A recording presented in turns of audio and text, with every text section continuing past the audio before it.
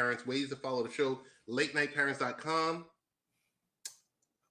Back in the saddle again. I call this the Terror Dome episode because it's like, welcome to the Terror Dome, because I get to spar verbally with my boy, Tru Armor. Tru, what's going on, man? It's been a while. Hey, good. Thanks for having me, man. I feel super excited to be here. Wow, what a nice studio. Very nice office you have here. I like the accoutrements and the treats that you gave me when I showed up. Only the best for you. You know, the green room, everything else like that. It's you know. Exactly. The tote bag. I dig it. It's a great world. It's a great world. It's a great life. How are you dealing with that so-called bomb cyclone that will almost hit us or missed us, or all the above? I gotta tell you, man, it was freaking beautiful here today. It really was. I had a really bad day. I said so on my pod today, but It was. I also mentioned that how beautiful a day it was, and you only get days like that when you get storms like that brewing someplace, right? It rained really, really hard yesterday, and now it's still windy AF. It drizzled here a little bit, but those fat, pregnant clouds full of rain were all over the place. Half the sky was super gray, and then like 20 minutes later, the other half of the sky will open up and be super bright. It was just beautiful. It was magnificent, especially on these Virginia roads where like you get a lot of like roadway to see the horizon. We're from New York, so you don't get a lot of horizon in New York. But it was just amazing. But having said that, it's like like we were talking about this earlier. It's warmer in New York than it is here in the South. Yeah. It's like about 62 degrees right now. Yeah, it's like 55. Very, very warm outside. Up here, it's going to rain, in theory, for the remainder of the night into the morning, early morning, just before I get ready to go commute to the city. Yeah. Hope you're doing well. Hey, big shout out to Bucko Bruce, my brother, and Tony D, little bro. Shout out to both of you guys. Tony. True. Before we even get started, my boy Danny Thompson was on. He's around about the Tidewater area. Does that make sense? Right. Yeah, that's right by me. Yeah. So he was like, hey, with you being local, he's on 8:50 a.m. sports radio. He's on Saturdays from 9 a.m. to 11 a.m. He was like, since he knows you're from Virginia, he would love for you to listen into the show and maybe even call in. Oh, well, yeah. Because I talk about this on my show. I need to find a sports, because I need to find, I'm in a new market, essentially. So I need to, maybe I will like tune in, definitely. Because I need to know this market. Because I'm not getting any New York Jets or Giants. A lot of local sports. But with that being said, there's a couple things, that you kind of want to, let me see, a couple of things I can get off my chest. I'm going to say this. What don't we have right now? 100% clean energy by 2035. Home care for the elderly. 2035 is 15 years away, 14 years away, but go ahead. Home it sounds care. Like it's the future, but it's... Would you let me read my list and then you can comment on it? All right, fine. All right, sorry. I apologize. Oh, come on, man. It's the banter. I know we haven't talked in a whole time, but home care for the elderly and disabled, free community college, lower prescription drug costs, higher taxes on corporations and millionaires. Right. Well, you don't have those things because you don't have the Build Back Better stuff. Hey, what's up, James? Good evening. Speaking of markets, what do you think of cryptocurrency market currently? Well, it's looking pretty darn good, James. So, True. What do you have to say about a couple of those things that I mentioned? Oh, well, let's go through them one by one. What was the first one? 100% clean energy by 2035. Yeah, that's like 14 years away. I'm just gonna go ahead and call bullshit on that right now. Uh, Okay. let's just tilt this up a little bit because I see the chiron hitting my forehead. I just think what we've been doing since the 80s is kicking the ball down the road and leaving it for another generation. And first it was 50 years, and then it was 30 years, then it was 20 years, now it's 14 years. And this is where they screwed up. We're all going to be alive for the most part. Uh, God willing, knock on wood, all of us. Uh, yeah, I don't see it. Um, Home China, care for. I'm Oh, sorry. okay. Australia, who's our ally, relies heavily on coal still. So does China. All right. Our ally, Australia, doesn't want us to move forward as fast as we are because they don't have oil, right? They don't have oil fields like America. They don't have natural gas reserves, right? They're on coal. Um, yeah, you can't even get everybody on the same page. So we'll see what happens. Hey, so big shout out Tony to D in the Cope's chat. Corner. Cope's Corner is in the chat. Big shout out to you. Yeah. Mike Copenhaver, who has the greatest MMA show on this platform. I don't know if you guys know that or not, but you really would be tuning in. He's regularly midweek, but this week he's going to be on Friday. So you make sure you check him out. Question: James Namist, our friend, says, what if there was a technology that can reduce pollution and generate energy at the same time? What is? What is? What is? What? I'm not even okay. What is? If we're gonna ask what is, I've got way more interesting what is questions, and they involve like saunas and Rodora Dawson and like the world's most expensive bottle of champagne. If we're gonna go under what ifs, why don't we deal with what we have now and what is, man? That's always a road to nowhere. Thank you for the donation, Mike. Thank you for the donation, Tony D. Let's leave that to the side. Home care for the elderly and disabled. Yes, that should be a given. And I've said this before. Healthcare for the elderly and disabled, as well as like children under like 18. And if you want to be stingy about it, then children at least under 13. You know what I mean? You want them to have the best because they're the next generation of Americans, right? So when you're old and creakily, you want to make sure they're not sinister and ridiculous. You want to give them a fair shot. So God forbid those who do fall off the rail to become knuckleheads, criminals or whatever, can't say they didn't have a fair and decent shot. So yeah, healthcare for the elderly and the old, as well as the at least the 10 and younger, right? At the very minimum, the prenatal crowd, right? All should be stuff that we have, even if it's not universal for everybody. That's I don't see how that's not a common sense thing to want. So yeah, I'm for that. Big Mike, I'm sorry I accidentally I blocked saw that you on hover this card, platform. James. I'm sorry, James in the chat. He mentioned hover cards. I saw that like 2 days ago. There's a oh yeah. I'm sorry. I'm sorry. Go ahead. No. I said our guy Big Mike, I accidentally blocked him on the platform. I was trying to give him a shout out. I'm typing. I don't have my glasses on, Mike, and next thing you know, you get blocked. My Yeah. bad. I actually did that to someone in my chat like 3 days ago, and Will helped me get him back. I felt so bad. I had to. Yeah, I feel good that it's not. I wasn't the only one. Um, Mike, you know I got love for you, man.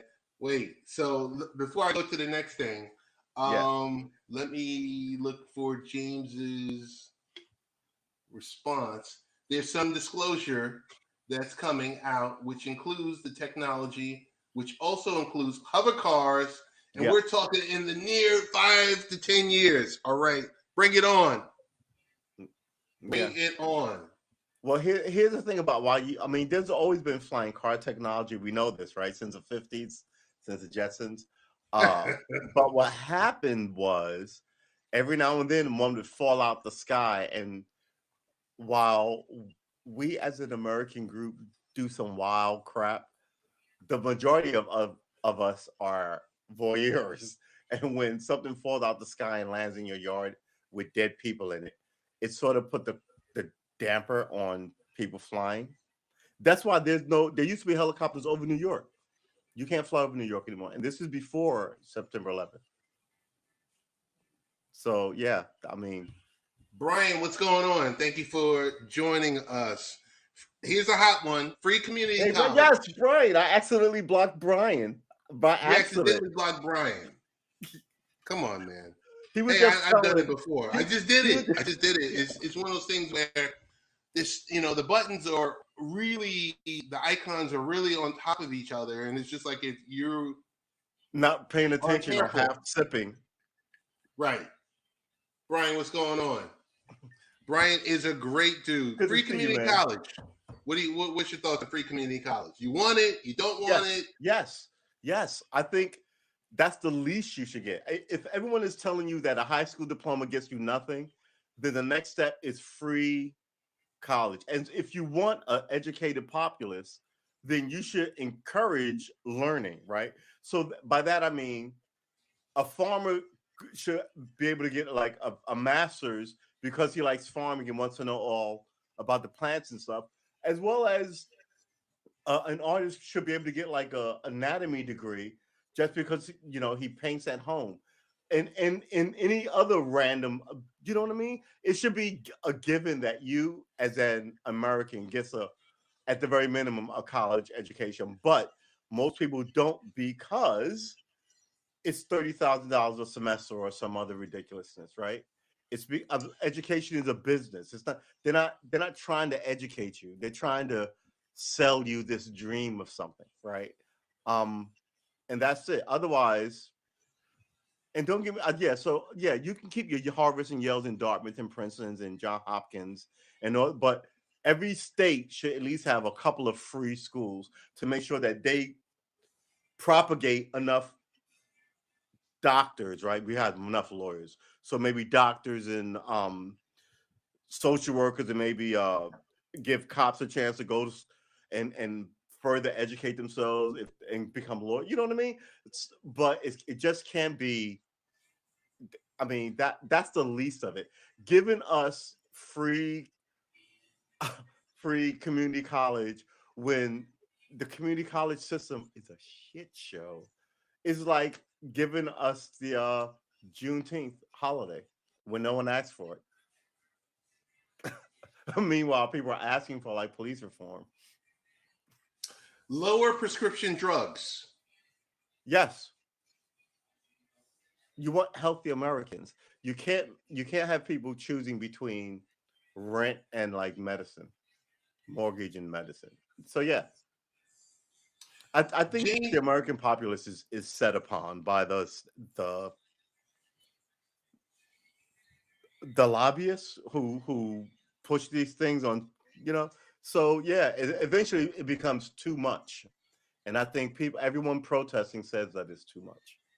So yeah, I think you got to do something about the Medicaid system, right? They were talking about eyewear and dental, and they don't want to put that in. Right.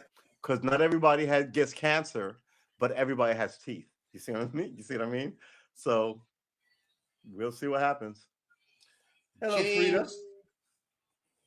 James chimes in and says, I know a private company that thank you bought old military hangars and is in production to have these hover cars out for everybody and have them affordable in about 4 years. Is James talking to Elon Musk on the side and he's not telling everybody? Here's the thing. We're all FaceTiming and doing video conference calls now. But that technology has been around for like 20 years, and people were like, I don't want people to see me. I'll just do this. And then it took this thing to kick it off, right? Into this Jetsons age of let me clean up my background, let me put on some makeup, maybe I should wear some pants. Hey, Because I mean, I will chime in on this let one. me remember to cut so all these early stage hiccups of like this new dynamic, whatever this is, that everybody. Frida, how you doing? Frida, thank you for joining. I will say this much: I've been supporting video chats, video conferencing for the last 15 years. But you're a tech guy, right? So, but I'm saying you're on point. You're on point when you say this is my not housewives. And now grandmas get to finally get the hang of it and then see their kids on like this this was the impetus for this explosion. So you can imagine where it's going to be in like 20 years. All right. So I was just on another live stream and I gave a brief monologue. And the monologue is in tune with what our lawmakers are talking about. How social media and these companies have become so toxic. They use us every step of the way. The algorithms control everything. A lot of this stuff is built on emotion, hate. It's fear. People can't control it. They don't know what to do with it. You keep hearing people getting, what is that, ransomware, and all of a sudden, ransomware. You can get that. There's a lot of how could they can't catch the bad guy. So there's a lot of fear behind it. It's a lot of stuff going on in this thing. It's like the technological version of like the Salem witch trials, right? Where like you think someone talking, but and you can't figure out a why. And this is where we all are. It's very few people, not very few people, but that computer shit is the discipline, and Nazim, how you doing? Nazim chimes they don't know how. Nazim is chiming in from Italy. Nazim says, I sense that the government is going to put a lid on social media very soon. I don't know about that. They didn't do that with the tobacco industry, and everybody had it with them. And then you just sort of the way American democracy seems not democracy. The way the American Congress seems to work is they hold hearing, and then they do nothing. The wheels have to be literally falling off. And we're in a pandemic, and it's still a 50-50 split. We've got bridges falling down, and you can't get anybody to agree on shit, right? So I don't know if they're gonna put a lid on them. I think they need a scapegoat to explain their incompetence, right? There's always a hearing about something, and this is it now, because they don't want to investigate like the Afghanistan debacle, right? So yeah, I don't think just because there's a hearing doesn't mean that anything will happen. So Tru. You were former law enforcement. I have a question for you. This is true. Yes. What measures can police departments take to increase public trust? Because it's shot, it's gone. It's not there. We don't see it. We only hear about, these horror stories. Yeah. Well, I think the first thing you might want to look at is hiring people from within that community, or within at least a 10-mile. It depends on. I want to say 10 miles because I'm thinking about here, but in New York, I say who live within a mile of the city. Right here, I would say within 10 miles of like the locale, because they're more familiar with the area, right? So I would say you want a 75% of your department from the area who lives there, right? They have a stake in the environment, but you don't want to keep it like that. You want to make sure that other groups get to come in from, And so I think that's one aspect. The major aspect might be getting rid of this nepotism. Old boys. This is our police department, and you know what I mean. Kind of like people. I mean, some of these organizations have become clubs for groups, and they should be municipalities, right? So it's going to take someone higher up than protesters, and by that I mean likely, state. If it's a state department, if I'm sorry, if it's a local department, then the states have to do it, and if it's a state department, then the feds have to do it. But you have to make sure that there's not racist nonsense and random violence and all this other stuff that we've been seeing forever, that we in the black community have been saying for like 100, 200, 300 years now. You know what I'm saying? Official actually since like the 1880s, that the whole thing was unfair, right? So it's not a mystery. It's just, and it's just proven that we've been tolerating some harsh and evil stuff, and you've seen the behavior. It's not just directed racially from one group to another. It's bullies. It's bullying, right? I mean, you've seen cops slam women and like so it's you can just get rid of those people. No one needs them. You know what I mean? And you can still have a police department of good standing. And yeah, so but the bad guys are in charge, so someone's got to take them on. Just like I hate to say it, just like Rudy Giuliani took on the mob and undid them. That's for whatever you think about Rudy Giuliani.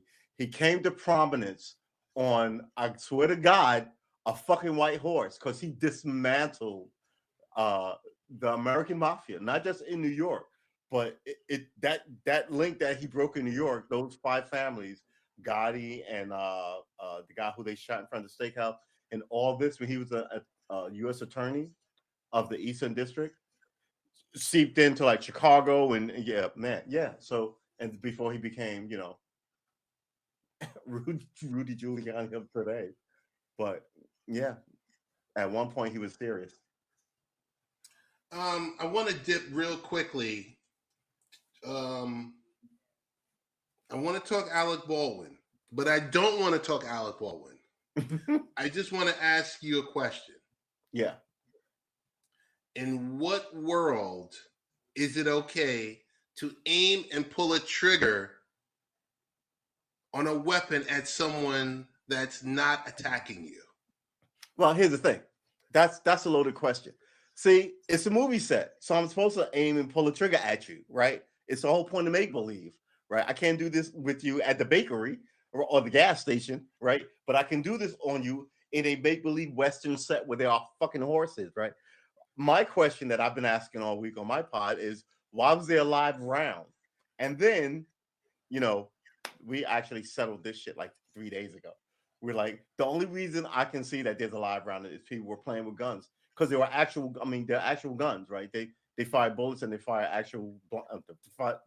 They fire blanks and they fire actual bullets. So I can see, and it's New Mexico, right? So you film you and I come up with this movie thing, and we go, okay, we're gonna shoot it. We're New Yorkers, right? So then, but it's Western, so we fly to New Mexico, and then we hire local people. And I'm pretty sure they didn't fly in the guns. They probably had a local gunsmith who did the movies there, right? And they probably fuck around with the guns and shoot, and what they call it, plinking, shoot cans off the thing and have a barbecue and talk shit and like listen to like the radio. And then the next day, like after the weekend's over, they throw all the guns back in the bag and bring them back to the set, right? That's what I thought. I heard. I heard today that they might have been having target practice while on the set, which then tells me, oh, you definitely know who did it, because everybody, I mean, maybe the cook doesn't know. He could think it's them practicing, a scene with blanks or whatever. But if the actors and other people around, because you have to take the gun from, right, would know who's practice shooting on set, right? And that's a tricky word too. So I've been on movie sets. So set means everything from like where you put your makeup on to when they run in and go, we need you on set in 10 minutes, right? So that on set means you in front of a camera.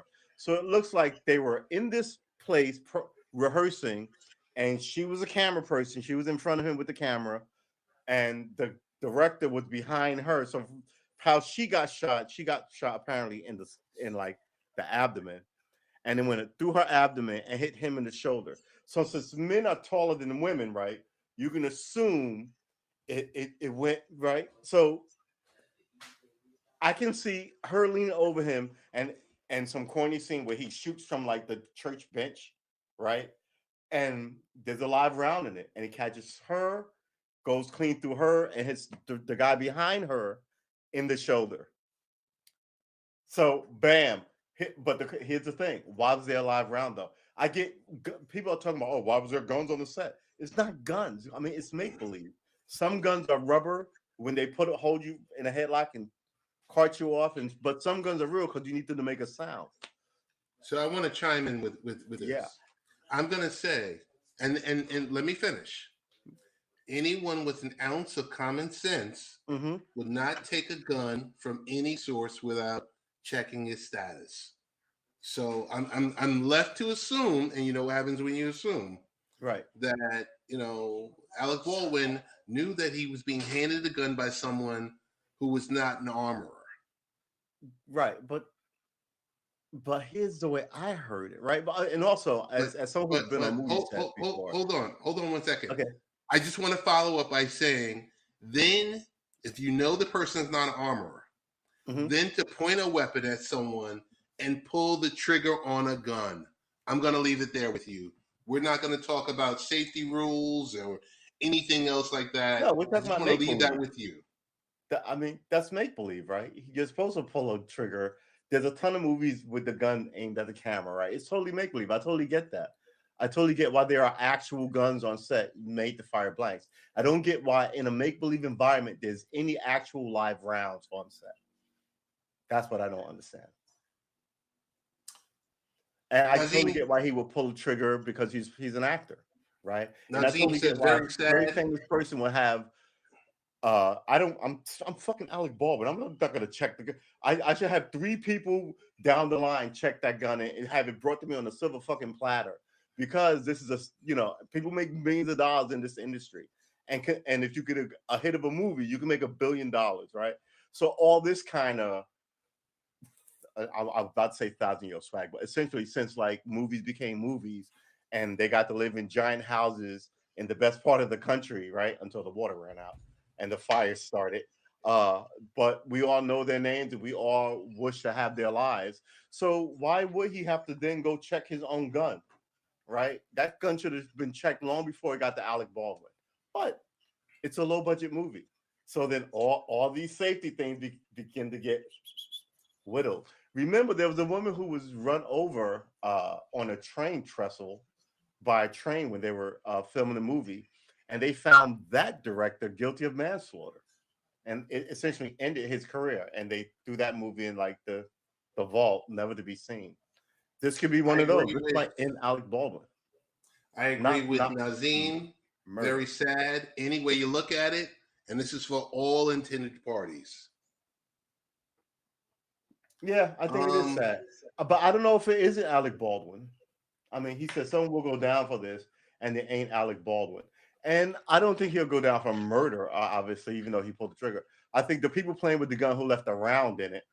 And I heard today that they were looking for some people on the call sheet, and 3 people weren't there. And then they were talking about people who were playing with it. They're going to give you up. Like Eminem said, the whole neighborhood knows you and they'll expose you, which is one of the best like lines I've ever heard about like telling somebody about crime. Yeah, I think this is going to be pretty wrapped up in about 10 days. Give it not much. Frida, thank you for the donation. Last topic of the evening.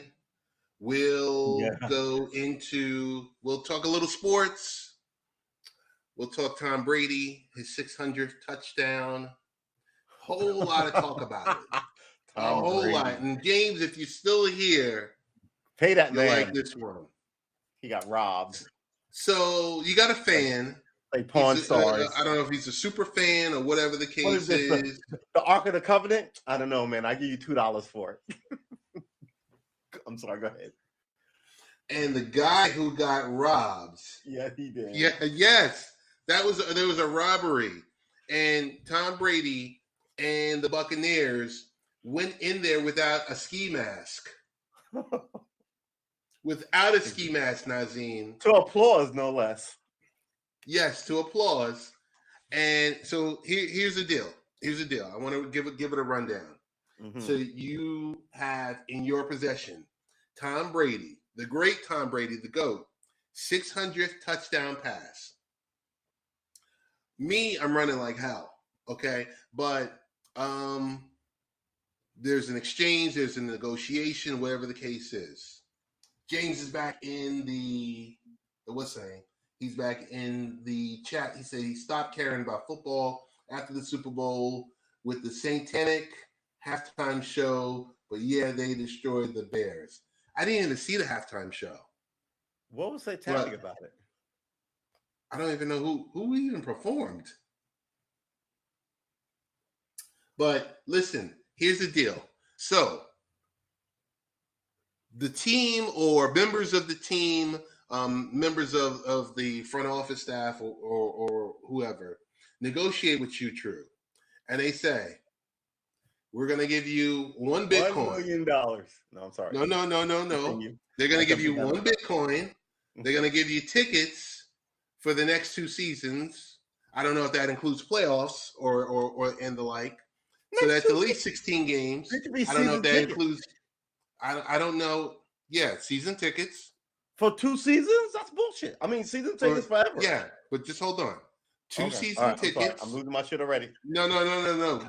Let me. I got to build this up, and you're just. I'm sorry. No, we're having fun with it. So one Bitcoin, which is roughly, I don't know, 60,000 or $63,000 of the week. Okay. Season tickets for the next 2 seasons. It's a year. So that's 16 games. Season tickets for but okay. It's a one in a lifetime ball. I should get a season tickets forever. But okay, go ahead. Mike Evans. Other shit is cake, but Pat, you gotta let me finish. I'm sorry. Go ahead. Mike Evans jersey and cleats signed. A Tom Brady jersey. You're not letting me finish, so I can hand it over to you with a bow. All right, let's go.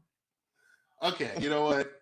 That's the package. Go ahead. You take it from there. Look, all that other stuff is bullshit. It's a once-in-a-lifetime ball, right? Likely not to be repeated. At least not to be repeated. Well, the way people repeat people's records, it might not be repeated at least for like the next 40, 50 years, right? Yeah. At the very minimum, he should have got season tickets forever, right? They should have just given him season tickets. I could have put it on eBay and got more than $63,000, which is what the price of the Bitcoin is. Okay. And the people who wanted it set the price for it, right? And the free market didn't. Right, they boxed out everybody else. It's just sort of. It looks like he got taken advantage of, and right now he's hyped because of all the attention, and this is recent. But after all the attention and the glare goes away, he's going to be sitting there going, "I should have got like $1 million fucking dollars for that ball, and I got this bullshit Bitcoin."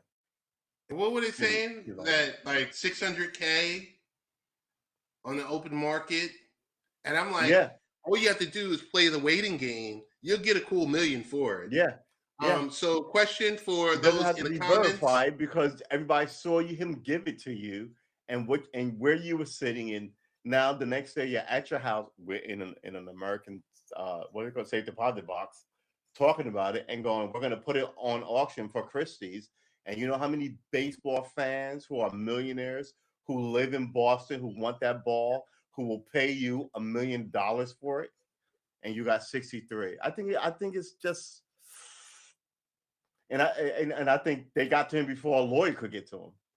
right? Yeah. And I don't think you've heard the last of it though. I really don't. We don't know. We don't know. Yeah, yeah. But I think it was.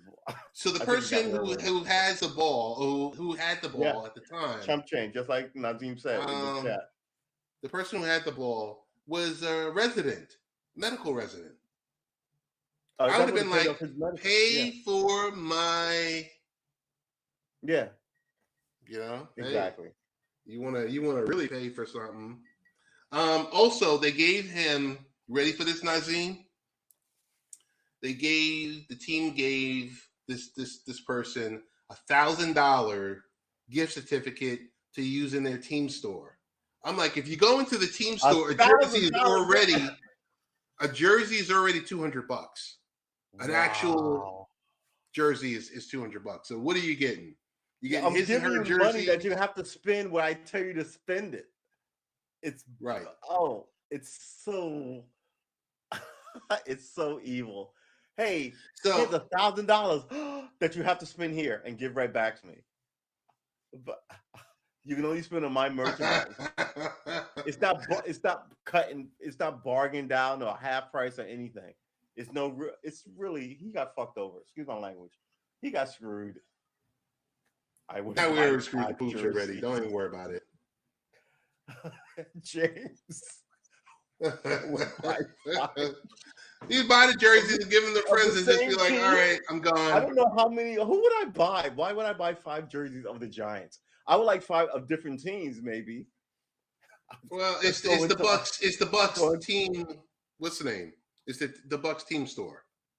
Yeah, but who would I even 5 jerseys? I don't know. I just thought it was funny. But if you listen to Joe Buck and you listen to Troy Aikman, yeah, they're like, oh yeah, that guy got fleeced.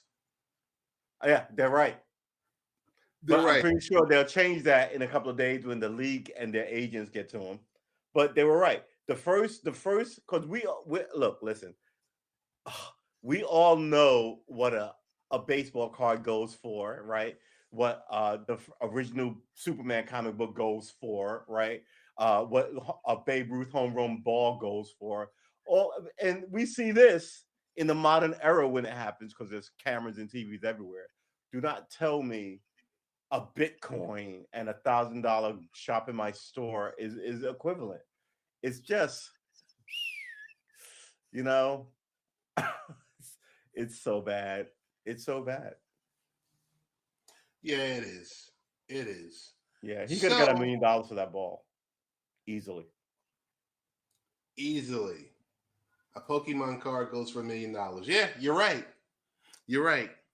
All wow, right. So yeah. So Tru, tell us about your live stream. Tell us about how we get in contact with you. You're live streaming every day now. I'm definitely proud of you. So tell us about what you talk about. Yes, I stream every day, 6:30 p.m. Monday through Friday. I'm sorry, Eastern Monday time? through Saturday. And Sunday, 7:30 a.m. So yeah, I stream every day, and we talk about news of the day generally. When the news is slow, I play a very bad guitar over here. And that's about it. We stream every day, and 7:30 a.m. on Sundays, and we call it the Sunday session. And we solve the world's problems on Sunday mornings over coffee. Come on through. So you're doing it over coffee? Anything spiritual? Yes, our Sunday session isn't so much spiritual as it is a quiet experience. We try and focus on the weekend, essentially, right? And preparing ourselves for like the week, right? The whole idea is that you get 7 days a week. 5 of those days you have to work for somebody else and do what somebody else wants you to. Your weekend shouldn't be about you being happy not to be at work, because that means you're still mentally thinking about work. Your weekend should be about trying to do something interesting for you, like barbecue, cook, take the kids out, do whatever it takes to build those memories where when your work days are over, you're not stressed out, in a rickety case because you were obsessed with like the environment of work. People are important. You're a social animal. Get social. So yeah, exactly. Don't All even right. think about it. Don't think, like just a lot of people Saturdays are like, I'm glad I'm not at work. And then by Sunday, like Sunday rolls around, then they're like, I gotta work tomorrow. So you know what I mean? So you're somehow always thinking about it. And what you want You to know, you remember know that what your weekend is, you should start thinking about your weekend by like Thursday, Friday, and have some sort of loose shit cooked up. And since nobody can go to the movies, I'm telling you, man, your life is, you can do it. I mean, you know what I'm saying? But all right.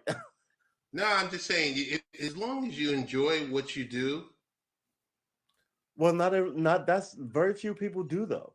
That's why a lot of people are quitting their jobs, right? So I'm saying that if you happen to want to quit your job but you can't, you can still sort of rescue some of that energy in your weekend, right?